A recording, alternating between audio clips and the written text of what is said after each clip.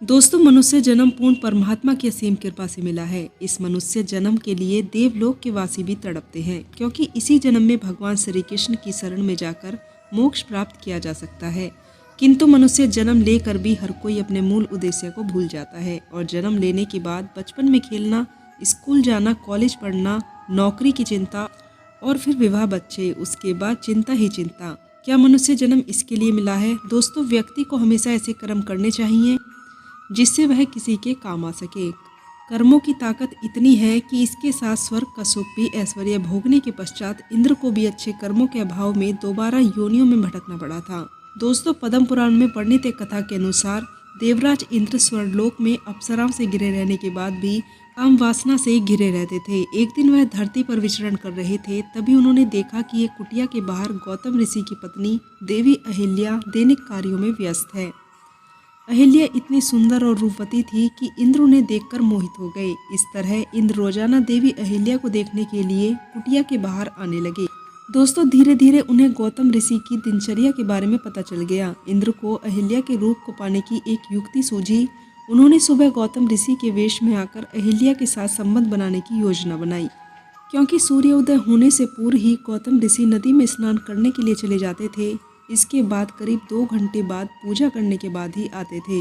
इंद्र आधी रात से ही कुटिया के बाहर छिपकर ऋषि के जाने की प्रतीक्षा करने लगे। इस दौरान इंद्र की वासना उन पर इतनी हावी हो गई कि उन्होंने एक और योजना बना डाली। दोस्तों, उन्होंने अपनी माया से ऐसा वातावरण बना दिया जिसे देखते ही ऐसा प्रतीत होता है कि जैसे सुबह हो गई हो। यह देखकर गौतम ऋषि कुटिया से बाहर चले गए। उनके जाने के बाद कुछ समय बाद ही इंद्र ने गौतम ऋषि का वेश बनाकर कुटिया में प्रवेश किया। उन्होंने आते ही अहिल्या से निवेदन किया।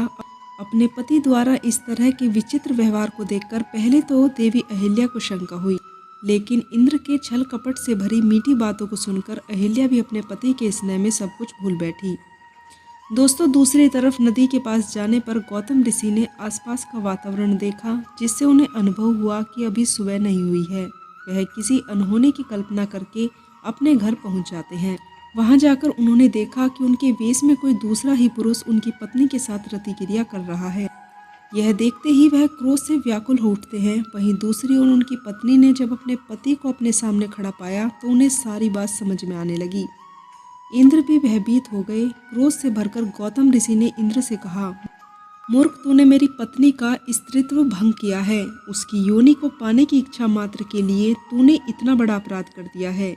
यदि तुझे स्त्री योनि को पाने की इतनी ही लालसा है तो मैं तुझे श्राप देता हूँ कि अभी इसी समय तेरे पूरे शरीर पर हजारों योनियाँ उत्पन्न हो जाएं। दोस्तों, कुछ ही पलों में श्राप का प्रभाव इंद्र के शरीर पर पड़ने लगा और उसके शरीर पर स्त्री योनि निकल आई। यह देखकर इंद्र आत्मग्लानि से भर उठे और उन्होंने हाथ जोड़कर गौतम ऋषि से श्राप मुक्ति की प्रार्थना की। ऋषि ने इंद्र पर दया करते हुए 1000 योनियों को 1000 आंखों में बदल दिया। वहीं दूसरी ओर अपनी पत्नी को शिला में बदल दिया। दोस्तों, आपने भी गौर किया होगा, इंद्र को देवताओं की उपलब्धि देने के साथ ही उन्हें देवताओं का राजा भी माना जाता है, लेकिन उनकी पूजा एक भगवान के तौर पर नहीं की जाती। इंद्र द्वारा ऐसे ही अपराधों के कारण उन्हें दूसरे देवताओं की तुलना में ज्यादा आदर सत्कार नहीं दिया जाता। दोस्तों, हिंदू पुराण और वेदों में मनुष्य को अपनी 5 इंद्रियों को नियंत्रण में रखकर कर्म करने की सलाह दी गई है। इसके पीछे कारण यह है कि इंद्रियों को नियंत्रित न कर पाने की स्थिति में मनुष्य अपने कर्मों से विमुख होकर पाप की ओर चला जाता है, क्योंकि इंद्रियां केवल तृप्ति चाहती हैं। ऐसा भी माना जाता है कि आज धरती पर जितने भी पाप हो रहे हैं उसका कारण मनुष्य द्वारा अपनी इंद्रियों को काबू न कर पाना है। वही काम और क्रोध ऐसे 2 स्वांग हैं जिसके उत्पन्न होने से कई अन्य प्रकार की बीमारियां जन्म लेती हैं। दोस्तों, भगवान विद्यमान है और प्रेम से ही संपूर्ण उन्हें प्राप्त किया जा सकता है। जब वाणी आसक्ति से विरक्त कराती है तब मानव को मोक्ष की प्राप्ति होती है। कथा का श्रवण करने से दुराचार का उद्धार होता है, भटके जीवों की मुक्ति होती है। भगवान श्री कृष्ण ने कहा है कि कलयुग में जो जैसा कर्म करता है उसे उसका वैसा ही फल मिलता है।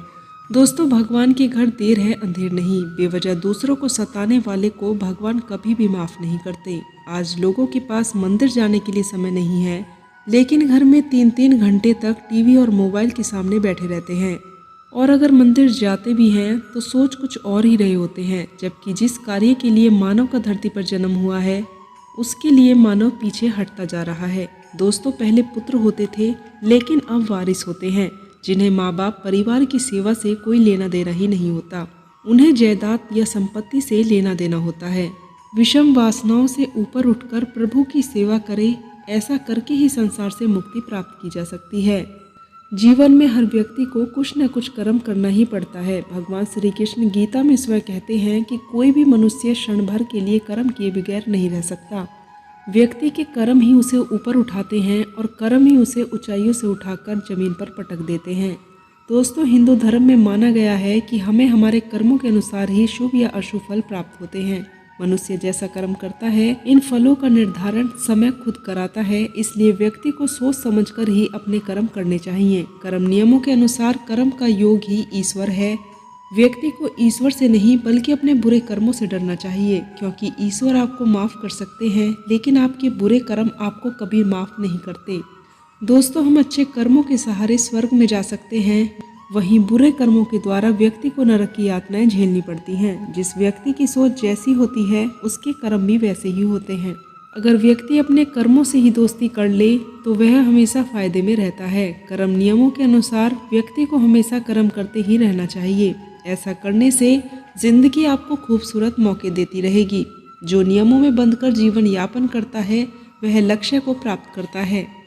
दोस्तों, कर्म को यदि हम पूजा बना लें तो बंधनों से मुक्ति भी संभव है। कर्म वह आईना है जो हमें हमारा असली चेहरा दिखा देता है, क्योंकि कोई भी व्यक्ति अपनी खूबसूरती से नहीं बल्कि अपने कर्मों से बड़ा होता है। दोस्तों, एक बार की बात है, एक बार भगवान से उनका एक भक्त कहता है, भगवान आप वर्षों तक एक ही जगह खड़े रहते हैं, थक गए होंगे।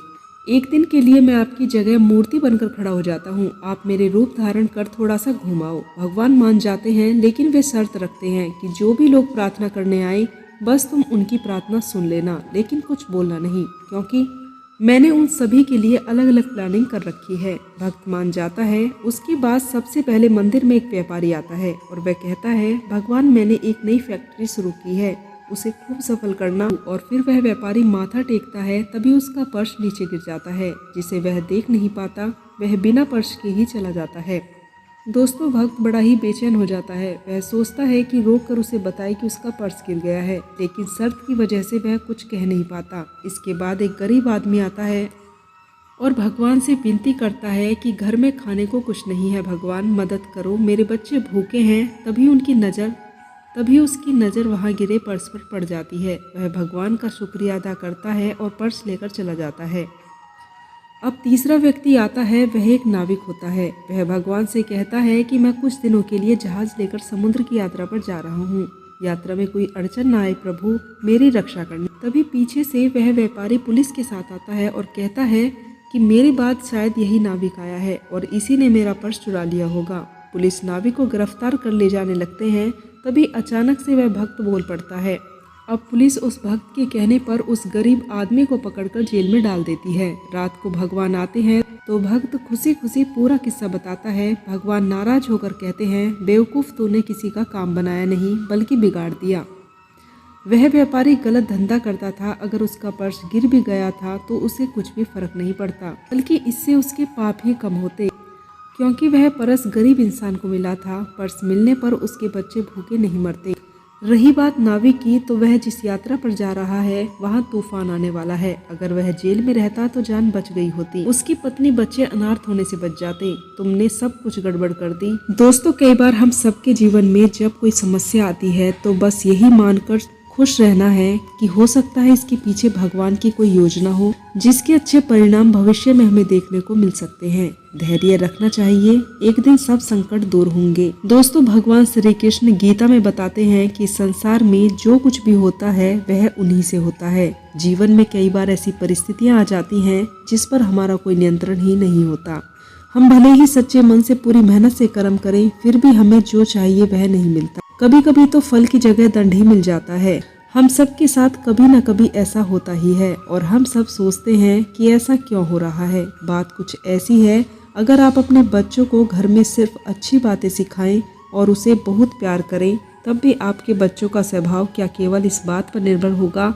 नहीं, आपके बच्चों के स्वभाव पर अलग अलग चीज़ों का प्रभाव होगा। जैसे कि वह स्कूल में क्या सीखता है, उसका स्वभाव इस बात पर निर्भर करेगा कि उसके दोस्त कौन हैं और वो कैसे हैं। उनका स्वभाव इस बात पर निर्भर करेगा कि वह टीवी पर क्या देखते हैं। ऐसी स्थिति में आप हमेशा सच्चे मन से प्रयास करें, पर क्या परिणाम आपके हाथों में है, तो फिर क्या इस परिणाम के लिए अपने आप को दोष देना या उसे अपने मन पर हावी होने देना उचित है।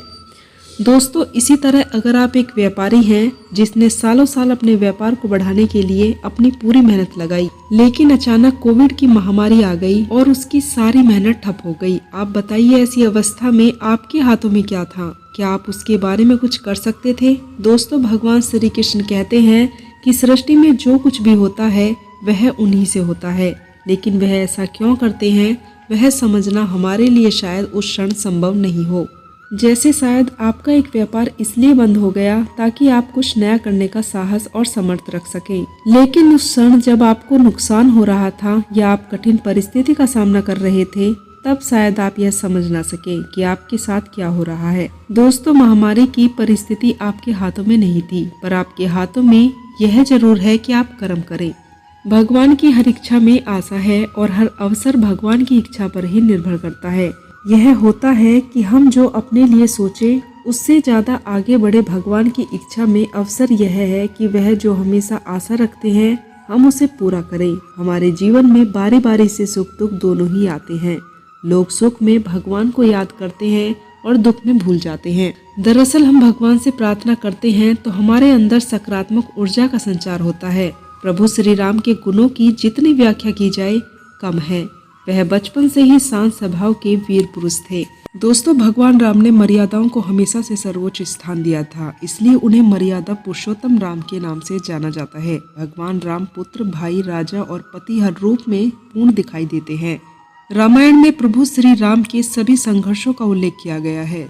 साथ ही अपने वनवास काल में उन्होंने जिन ऋषि मुनियों से शिक्षा और विद्या ग्रहण की थी उनका भी धार्मिक ग्रंथों में उल्लेख किया गया है। लेकिन कुछ कहानियां ऐसी भी हैं जिनका जिक्र ग्रंथों और पुस्तकों में कम किया गया है। लेकिन उन कहानियों से परिचित रहना सभी के लिए जरूरी है। उन्हीं कहानियों में से एक कहानी उस भक्त की है जिसके कहने पर भगवान राम एक पैर पर खड़े हो गए थे। आइए उस भक्त के बारे में विस्तार से जान लेते हैं। हम सभी जानते हैं कि कैकेयी ने राजा दशरथ से वचन मांगा था कि वह उनके बेटे भरत को राजगद्दी पर बिठाएं और राम को 14 साल के लिए वनवास भेज दें। जब भगवान राम माता सीता और लक्ष्मण के साथ वन गमन के लिए जा रहे थे तब उनकी मुलाकात केवट से हुई थी। दोस्तों, केवट का संबंध भोई वंश से था और वह मल्लाह नदी में नाव चलाकर अपनी जीविका अर्जित करने वाले व्यक्ति का काम किया करते थे। वनवास के दौरान केवट ने भगवान राम, माता सीता और लक्ष्मण को नाव में बिठाकर गंगा पार कराई थी। भगवान राम ने गंगा पार करने के लिए केवट को पुकारते हुए कहा कि निषाद राज तनिक नाव को किनारे लाइए, पार जाना है। हालांकि केवट नाव को लेकर नहीं आता और राम जी के सामने एक शर्त रख देता है। केवट कहता है कि मैंने आपका मर्म समझ लिया है प्रभु, आपके पैरों की धूल जड़ी बूटी से कम नहीं है, इसलिए आपको नाव पर बैठने से पहले अपने पांव धुलवाने होंगे, तभी वह नाव पर चढ़ने देगा। केवट की क्या मंशा है भगवान राम समझ जाते हैं और वह इस बात के लिए तैयार हो जाते हैं। हालांकि केवट के इस बर्ताव से लक्ष्मण को बड़ा क्रोध आया था और इस बात पर लक्ष्मण ने धनुष भी उठा लिया था। इस बात पर तब केवट कहता है कि मार दो प्रभु, इससे बड़ा सौभाग्य क्या ही होगा। मेरे सामने भगवान राम, माता सीता और गंगा का तट, इससे अच्छी मृत्यु मेरे लिए हो ही नहीं सकती। इससे तो मेरा उद्धार ही हो जाएगा। केवट की यह बात सुनकर लक्ष्मण का क्रोध शांत हो जाता है। इस दौरान भगवान राम मुस्कुराते हैं और कहते हैं, केवट आओ मेरे पैर धो लो। इतना सुनकर केवट की प्रसन्नता का ठिकाना नहीं रहता और वह दौड़कर पैर धोने के लिए कटोरा लेकर आ जाता है और वह प्रभु श्री राम का एक पैर धोता है, वहीं दूसरा पैर मिट्टी में लिपट जाता है। इस दृश्य को देख केवट बड़ा दुखी होता है और केवट का यह दुख देखकर प्रभु श्री राम एक पैर पर खड़े हो जाते हैं। एक पैर पर खड़े होने से प्रभु राम की परेशानी देख केवट कहने लगता है कि मेरे प्रभु, आप कब तक ऐसे एक पैर पर खड़े रहेंगे? मैं जब तक आपके चरण धोता हूँ आप मेरे सिर का सहारा ले लीजिए। यह बात सुनने के बाद प्रभु श्री राम ने केवट के सिर पर हाथ रख दिया, जिसके बाद आसमान से देवों ने पुष्प वर्षा की बरसात कर दी। दोस्तों, भगवान राम के चरण धोने के बाद केवट ने चरणामृत परिजनों और बंधुजनों को पिलाया और बाद में वह भगवान को पार ले गया। आगे जाकर जब उतराई देने का समय आया तो केवट ने प्रभु से उतराई लेने से मना कर दिया। दोस्तों, मनुष्य का जीवन आशा और निराशा का मिश्रण है। कभी हम यह सोचते हैं कि ऐसा करेंगे तो हमें सफलता मिल सकती है, लेकिन दूसरे ही पल हमें अपनी ही सफलता सुगंधित लगने लगती है और फिर हम किंतु और परंतु के चक्कर में पड़ जाते हैं। यह हम पर निर्भर है कि हम किस दृष्टिकोण को अपनाते हैं। यदि हम आशावादी बनकर सफलता के प्रति आसक्त हैं, तो हम हर हाल में सफलता को प्राप्त करेंगे। यदि हम आसवा बनाकर सफलता के प्रति आसक्त हैं, तो हम हर हाल में सफलता को प्राप्त करेंगे। लेकिन यदि हम निराश के भंवर जाल में फंसकर यह चिंता करने लगे कि हम सफल हो पाएंगे, हमारी हार और जीत को हमारा मन और मस्तिष्क ही तय करता है। मन के हारे हार, मन के जीते जीत। कभी ऐसा होता है कि हम पूरी उम्मीद और निष्ठा के साथ अपने लक्ष्य को प्राप्त करने के लिए कठोर परिश्रम करते हैं, लेकिन इसके बावजूद हम लक्ष्य को प्राप्त नहीं कर पाते। दोस्तों, ऐसी स्थिति में भी हमें आशा का साथ नहीं छोड़ना चाहिए। इस स्थिति में हमें यह मानना चाहिए कि यह आवश्यक नहीं है कि हर लड़ाई जीती ही जाए, बल्कि आवश्यकता यह है कि हर हार के बाद कुछ सीखा जाए। जब आप अपनी पिछली गलतियों से सबक सीखते हैं, तो आप खुद ही अपने लक्ष्य को अपने करीब पाते हैं। हमारे जीवन में बारी बारी से दुख और सुख आते जाते रहते हैं, लेकिन दोनों ही परिस्थितियों में हमें सहज बने रहना चाहिए। दोस्तों, जीवन जीने की कला यही है कि जब हमारे जीवन में सुख आए तो हमें जी भर के हंस लेना चाहिए, और जब दुख आए तो उसे हंसकर उड़ा देना चाहिए। दोस्तों, समय चाहे सुख वाला हो या दुख वाला, दोनों ही बीत जाते हैं। हमें सुख में अपना संयम और दुख में अपना धैर्य नहीं खोना चाहिए। जिस तरह हर रात की सुबह होती है और हर सुबह के बाद रात में परिवर्तन हो जाता है, सुख दुख के साथ भी ठीक ऐसा ही होता है। जब लोग दुख में होते हैं तो भगवान को याद करते हैं, लेकिन सुख आने पर वे भगवान को भूल जाते हैं। अगर लोग सुख में भी भगवान को याद करें तो उन्हें दुख आएगा ही नहीं। दोस्तों, दरअसल भगवान को याद करते हुए जब हम उनकी प्रार्थना करते हैं तो हमारे अंदर सकारात्मक ऊर्जा का संचार होता है। प्रार्थना से हमें बल, विश्वास, प्रेरणा, आशा और सही मार्गदर्शन मिलता है। सुख दुख सपने की तरह है, स्वयं को जानना ही सच्चाई है। दोस्तों, भगवान से मिलना चाहते हो तो शौक से जाओ, पर अपने अंदर स्थित भगवान को न भूलो। तुम्हारा असली भगवान तुम्हारे अंदर है।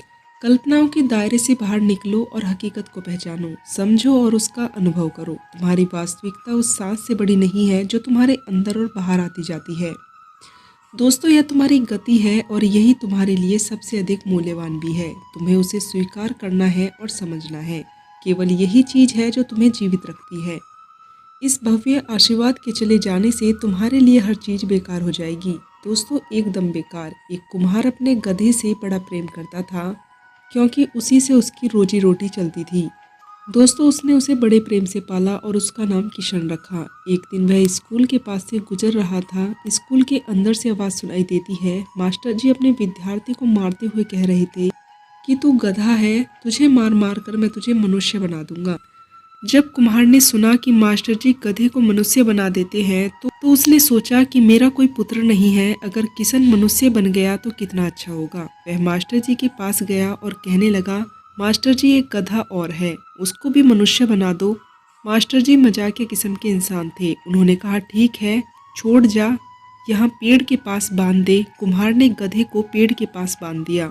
दोस्तों, मास्टर जी ने कहा 3-4 दिन बाद आना। वह कुम्हार 3-4 दिन बाद आया। मास्टर जी ने गधे को पेट से खोलकर पीछे बांध दिया और गधे की जगह उस विद्यार्थी को खड़ा कर दिया। मास्टर जी भी वहीं थे। उन्होंने कहा, मास्टर जी, मेरा गधा मनुष्य बन गया। मास्टर जी ने कहा, बिल्कुल बन गया। तुम्हारे कुम्हार ने देखा किशन बढ़िया धोती कुर्ता पहने और टोपी लगाकर बड़े अकड़ में खड़ा था। उसको अच्छा लगा कि मेरा किशन मनुष्य बन गया। दोस्तों, कुम्हार ने हरी हरी घास जमीन से खींची और उसके पास गया और कहा, ले किशन, घास खा ले, भूखा होगा। विद्यार्थी ने कहा, चल भाग यहाँ से, क्या कह रहा है? कुम्हार बोला, किशन, तू मुझे क्यों नहीं पहचान रहा?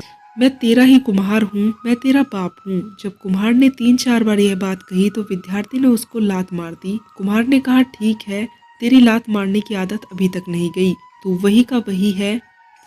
पर हर मनुष्य की यही कहानी है। वह अपनी धारणाओं की कल्पनाओं में बहकर वह पता नहीं क्या क्या विश्वास कर लेता है। अपने उस सपने में वह अपने आप को भी भूल जाता है कि वह कौन है, मैं यहाँ क्या कर रहा हूँ, क्यों मुझे मनुष्य शरीर मिला है। वह जो देख रहा है उसे एक तमाशे की तरह सब कुछ दिखा रहे हैं। अमीरी की तरफ देखता है, गरीबी की तरफ देखता है। जब मनुष्य पछताता है गरीब क्यों है, अमीर क्यों है, तो मनुष्य ही समझता है कि वह पिछले जन्म के कर्मों का फल है। यह सब समाज के बनाए हुए दायरे हैं। और इन्हीं दायरों में फंसकर मनुष्य दुखी होता रहता है। इस दुख का आरोप वह भगवान पर लगाता है।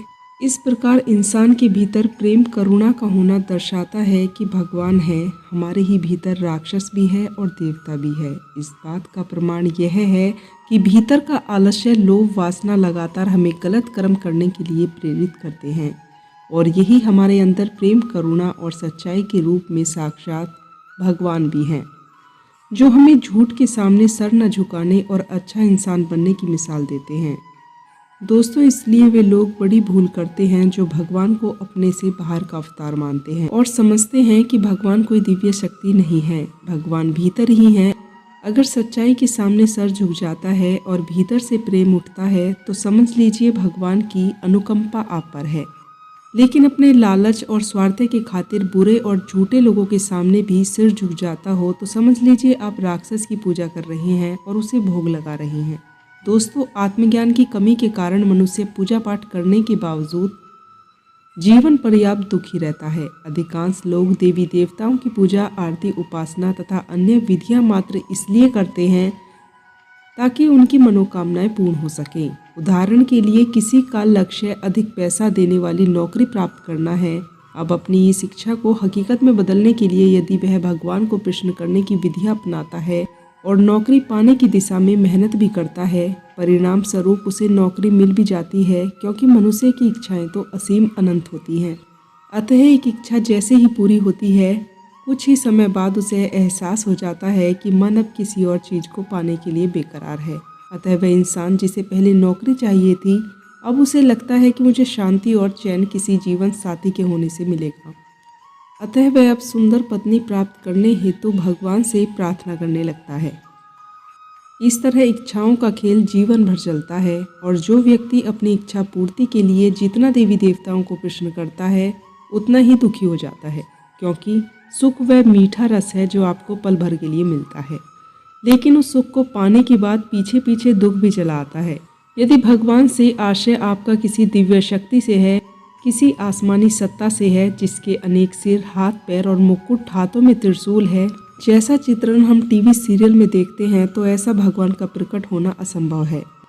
भगवान से आशय उस व्यक्ति से है जो तुम्हें सच्चाई तक पहुंचाने में मदद करे, जिसकी बात सुनने से मन में शांति होती है, जो आपके भीतर के डर लालच को कम करके आपको निडर जीवन जीने के लिए प्रेरित करते हैं, जो आपके भीतर प्रेम और करुणा जगा देते हैं। समझ लीजिए वह व्यक्ति ही आपके लिए भगवान है। अब क्योंकि यह सब कुछ मात्र एक गुरु ही कर सकता है, इसलिए गुरु को भारत में भगवान से भी ऊंचा कहा जाता है।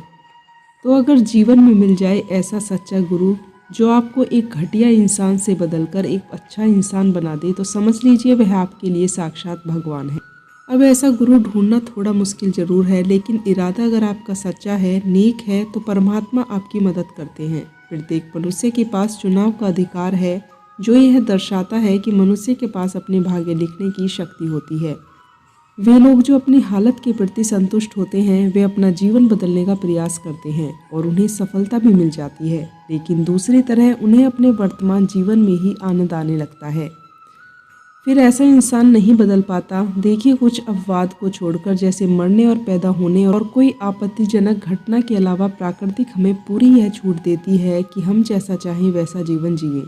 हम चाहें तो नासमझी झूठा जीवन जी सकते हैं, और यदि हम चाहें तो सच्चाई बोझ से परिपूर्ण जीवन भी जी सकते हैं। पर यह जानने के बाद भी कि मेरा जीवन अपनी मर्जी के निजी स्वार्थों को पूरा करने में बीतता जा रहा है, मेरे मन में लालच और डर बढ़ता जा रहा है, फिर भी यह फैसला लेना कि अब मुझे शांति से जीवन जीना है और सत्य के रास्ते पर चलना है, तो मन को बड़ी तकलीफ होती है। ऐसे आलसी और डरपोक लोगों को जिंदगी बड़े कष्ट देती है। ईश्वर कोई भौतिक वस्तु या व्यक्ति तो नहीं है जिन्हें मनुष्य द्वारा खुले नेत्रों या मन की कल्पना के माध्यम से देखा जा सके, लेकिन ईश्वर साक्षात आपके साथ है या नहीं, इसे परखने के लिए आप इस कारगर विधि का उपयोग कर सकते हैं।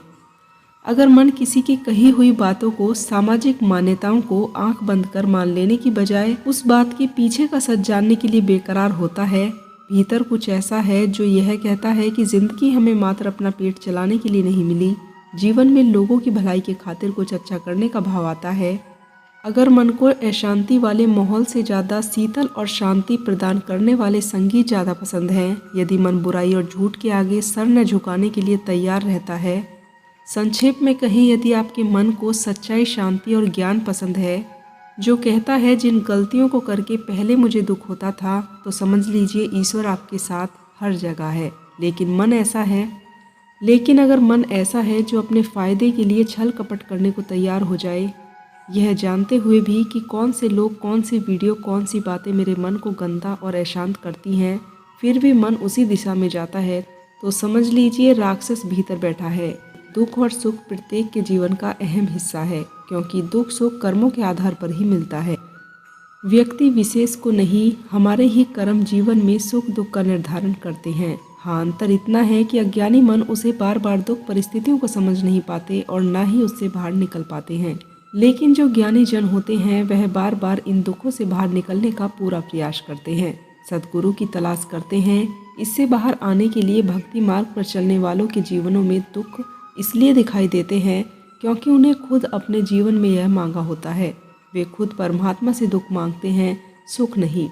भक्त जानता है कि संसार के सुखों में भटक जाएंगे और परमात्मा से दूर हो जाएंगे, इसलिए वह सुखों की चाह नहीं करते। जैसे भगवान श्री कृष्ण ने माता कुंती से कहा था, प्रभु मुझे और कुछ नहीं चाहिए, आप मुझे दुख दीजिए ताकि मैं हर पल आपको याद कर सकूं। उसी प्रकार दुख में ही जीव परमात्मा को याद करता है। यही सत्य है, बिना दुख जीव परमात्मा के मार्ग पर आगे नहीं बढ़ सकता। इसलिए भक्तों को दुख प्रिय लगता है। जैसे भगवान बुद्ध ने अपने राज परिवार महलों के सुखों को परमात्मा के लिए त्याग कर दुखों को और कष्टों को अपने जीवन में स्वीकार किया था। दुख जीव को सत्य की तरफ ले जाता है और जिन पर ईश्वर की कृपा होती है उनको भवसागर से बाहर निकालने के लिए भगवान दुख देते हैं, जिससे उसका सेवक संसार के मोहमाया से भटक न जाए।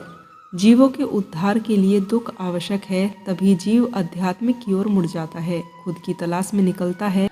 परमात्मा अपने प्रिय भक्तों के पूर्व संचित सभी कर्म जल्दी ही काटना चाहते हैं ताकि उनको इस जीवन से मुक्ति मिल सके और वह अपने कर्मों को जल्दी भोग सके और उनका हिसाब किताब साफ हो सके। उसके सभी कर्म बंधन समाप्त हो जाते हैं, वह मुक्ति को प्राप्त होता है, दुख के प्रारब्ध के कष्टों को दूर करता है। आने वाले समय में जीव की सद्गति हो जाती है, इसलिए उसे दुख ही मिलते हैं। इस प्रकार दुख एक भक्त के लिए वरदान होता है जो उसे परमात्मा से जोड़ देता है। दुख जीव को अहंकार से बचाता है क्योंकि उसे अपने सामर्थ्य का एहसास हो जाता है कि यह मेरा कोई सामर्थ्य नहीं है, मैं असहाय हूँ और परमात्मा ही सर्वशक्तिमान और सर्वसमर्थ हैं। वह दुखों के कारण परमात्मा के आगे आसानी से समर्पित हो जाता है, इसलिए उसका संसार से मन हट जाता है और परमात्मा से प्रेम हो जाता है। इसलिए सभी ओर से भक्त और भक्तों के लिए दुख कल्याणकारी होता है। वास्तव में भक्त के दुख जैसी कोई चीज़ ही नहीं होती। वह तो केवल अपने प्रभु से प्रेम करता है, फिर उसके दुख भी अच्छे और सुख भी अच्छे। यही प्रेम और समर्पण भाव से परमात्मा रिझ जाते हैं और भक्त को गले लगा लेते हैं। उसकी गति परमात्मा चरणों से पूर्ण हो जाती है। लोग आजकल सही गुरु दिशा के अभाव में भटक रहे हैं। लोग भक्ति को मंदिर में घंटा बजाना समझ रहे हैं, यही उनकी भूल है। अब जब आपको भक्ति का मतलब समझ ही आ गया है, तो अब आप निस्वार्थ प्रेम करना शुरू कर दीजिए अपने आराध्य से, जैसे सबरी ने किया था, जैसे विदुर ने किया था। इसलिए भगवान दुर्योधन की स्वार्थ भक्ति को छोड़कर विदुर के घर साग रोटी खाने चले गए थे। प्रेम करना है तो प्रहलाद की तरह करो, जिसे भगवान देना चाहते हैं, लेकिन प्रहलाद कुछ लेना ही नहीं चाहते थे। और जब कोई लेना ही नहीं चाहता तो देने वाला त्रिभुवन पति भी उसे हार ही जाता है और उसका कायल हो जाता है। इसने तो मुझे ही हरा दिया। मंदिर के बाहर भिखारी सांसारिक वस्तु की भीख मांगते हैं और मंदिर के अंदर सेठ लोग भीख मांगते हैं, तो दोनों ही भिखारी हुए ना। इसको व्यभिचारिणी भक्ति बोलते हैं। जहाँ लेन देन होता है वहाँ तो व्यापार ही होता है। प्रेम में कैसा लेन देन, वहाँ तो सिर्फ देना देना और सिर्फ देना ही होता है, और यही भगवान का गुण भी है। और जब भगवान देखते हैं कि इसके भक्त के गुण तो मुझसे मिलते हैं, तो वह खुद आपके पास दौड़ कर आ जाते हैं। आपको उन्हें ढूंढने की जरूरत ही नहीं होती। आप खुद सोचिए, प्रेम के लिए कोई विधि चाहिए होती है क्या जिस भक्ति में सिर्फ विधि हो वह तो सिर्फ क्रिया होती है, और जहाँ प्रेम से पूजा की जाती है, आपका मन लग जाता है, वहाँ कैसी विधि। दोस्तों, एक बार की बात है, एक ब्राह्मण था, कृष्ण के मंदिर में बड़ी सेवा किया करता था। उसकी पत्नी इस बात पर हमेशा चिढ़ती थी कि हर बात पर पहले भगवान को लाते हैं। वस्त्र हो, भोजन हो या कोई भी चीज हो, पहले उन्हीं को समर्पित करते हैं। एक दिन घर में लड्डू बने तो ब्राह्मण ने लड्डू लिए और भोग लगाने के लिए मंदिर की तरफ चल दिए। तो पत्नी इससे नाराज हो गई और वह कहने लगी कि पत्थर की मूर्ति क्या जिंदा होकर खाने लगेगी? हर चीज को लेकर मंदिर की तरफ दौड़ पड़ते हो। अब की बार बिना खिलाए लौटना नहीं। दोस्तों, ब्राह्मण को अपनी पत्नी के ताने की यह बात मन पर लग गई, तो उसने ठान लिया कि आज भगवान को खिलाए बिना मैं मंदिर से नहीं लौटूंगा। मंदिर में जाकर धूनी लगा दी, भगवान के सामने लड्डू रखकर विनती करने लगा। एक घड़ी बीती, आधा घंटा बीता, ना तो भगवान आए और ना ही ब्राह्मण वहां से हटा। दोस्तों, आसपास देखने वालों की भीड़ लग गई, मक्खियां भी भिनकने लगी। ब्राह्मण उन्हें उड़ाता रहा और मीठे की गंध से चींटियां भी लाइन लगाकर वहीं पर आ गई। दोस्तों, ब्राह्मण ने उन्हें भी हटा दिया। मंदिर के बाहर खड़े आवारा कुत्ते भी लड्डू को देखकर ललचाने लगे। ब्राह्मण ने उनको भी भगा दिया। लड्डू पड़े देख मंदिर के बाहर बैठे भिखारी भी आ गए। एक तो चला सीधा लड्डू उठाने, तो ब्राह्मण ने उसे जोर से तमाचा मारा और उसे बाहर भगा दिया। दोस्तों, शाम हो गई, ना भगवान आए और ना ही ब्राह्मण वहां से उठे। शाम से रात हो गई। लोगों ने सोचा ब्राह्मण देवता पागल हो गया है। धीरे धीरे सब अपने घर की तरफ चले गए। ब्राह्मण को भी गुस्सा आ रहा था, लड्डू उठाकर बाहर फेंक दिया। भिखारी, कुत्ते, चींटी, मक्खी तो दिन भर से ही इस घड़ी का इंतजार कर रहे थे। सब टूट पड़े। उदास ब्राह्मण भगवान को कोसता हुआ घर लौट आया। इतने सालों की सेवा बेकार चली गई, कोई फल नहीं मिला। ब्राह्मण पत्नी के ताने सुनकर सो गया। रात को सपने में भगवान आए और बोले, तेरा लड्डू खाया मैंने, बड़ा बढ़िया था, लेकिन अगर सुबह ही खिला देते तो ज्यादा अच्छा होता। कितने रूप धरने पड़े मुझे लड्डू को खाने के लिए। पहले मैं चींटी बनकर आया, फिर मैं कुत्ता बनकर आया, फिर मैं भिखारी बनकर आया। तूने हाथ ही नहीं धरने दिया। दिन भर इंतजार करना पड़ा, आखिर मैं लड्डू खाऊं कैसे? लेकिन जमीन से उठाकर खाने से थोड़ी मिट्टी लग गई थी। अगली बार लाए तो अच्छे से खिलाना। भगवान चले गए। ब्राह्मण की नींद खुल गई। उसे एहसास हो गया कि भगवान तो आए थे, लेकिन मैं उन्हें पहचान नहीं पाया। बस ऐसे ही हम भी भगवान के संकेतों को समझ नहीं पाते। मुझ में राम, तुझ में राम, सब में राम समाया है। सबसे कर लो प्रेम, जगत में कोई नहीं पराया है। दोस्तों, उज्जैन से थोड़ी दूरी पर आगर नामक छोटा सा शहर है, और इसी शहर के एक महान भक्त की घटना मैं आप लोगों को बताती हूँ। दोस्तों, यह कोई 90 वर्ष पुरानी घटना है। एक वकील थे श्री जयनारायण जी, जो भोले बाबा के अनन्य भक्त थे और श्री रामचरितमानस के परम रसिक। नृत्य का प्रतिदिन नियम अनुसार बाबा बैजनाथ को श्री रामचरितमानस सुनाया करते। एक दिन ऐसा आया कि जयनारायण जी को एक मुकदमे के सिलसिले में कोर्ट में बहस करनी थी, और केस काफ़ी महत्वपूर्ण भी था। दैनिक नियम अनुसार वो प्रातःकाल बाबा बैजनाथ के धाम में गए और जल अर्पित करके भोले बाबा को श्री रामचरितमानस सुनाने बैठ गए। उस दिन जाने कैसे ध्यान लग गया, वो कथा सुनाते ही रह गए, और उन्हें यह भान नहीं रहा कि दोपहर को हाईकोर्ट में केस के लिए जाना है। जब उनका ध्यान टूटा तो उन्होंने देखा कि बहुत समय निकल चुका है, अब तो कोर्ट की कार्यवाही का ही समापन हो गया होगा। वो भागे भागे कोर्ट गए कि रास्ते में ही साथ के अन्य वकील मिलने लगे, और जो मिलता वह जयनारायण जी को प्रेम से विभोर होकर गले लगा लेता, हाथ मिलाता और गदगद स्वर में बधाई देता। वाह, आज क्या गजब का केस लड़ा है आपने, आज क्या अद्भुत तेज था आपकी वाणी में, आज आपके चेहरे की दमक देखते ही बन रही थी। अपनी ऐसी प्रशंसा सुनते ही वे कोर्ट पहुंचे और अपने केस के बारे में पूछताछ की। कचहरी के कर्मचारी ने बताया, बाबू, आज तो दोपहर में आपने क्या गजब का केस लड़ा है। आज जो आपने धारा दफा बताई हैं, ऐसी धारा हमने आज तक कोर्ट के इतिहास में नहीं देखी।